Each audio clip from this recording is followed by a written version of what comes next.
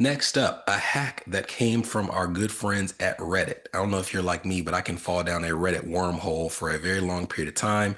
And 90% of the stuff on there doesn't really feel that helpful or uplifting. But then there's that 10% of information that is so helpful and useful that it could only be found on Reddit.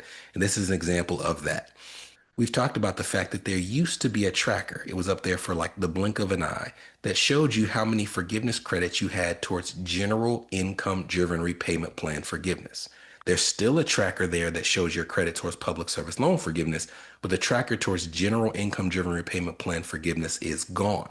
However, if you go on Reddit, they have a hack that they have been passing along through these different threads for the past several months, and it does appear to work where you can go onto your StudentAid.gov platform and you can put a very specific link in your browser while you're logged in. And if you do that, it will show you kind of a back end count of the credit that the Department of Education currently has towards your forgiveness. And when I say specific, we'll put it in the show notes, but just in case for some reason you can't read them, that link is literally studentaid.gov/app/API/NSLDS/payment dash counter slash summary. You have to put that exact link and that will show you your credit towards forgiveness based on the plan for which you're eligible.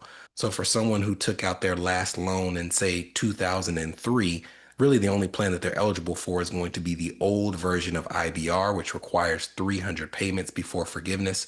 So you would see a credit that says you have 162 of your 300 payments, whereas someone who is eligible for pay as you earn, which requires 240 payments, they would see that same number out of 240. So a really unique hack. I'm sure at some point the Department of Education will close this loophole, but as long as it exists, we'll put this information in the show notes so you can use it to your benefit.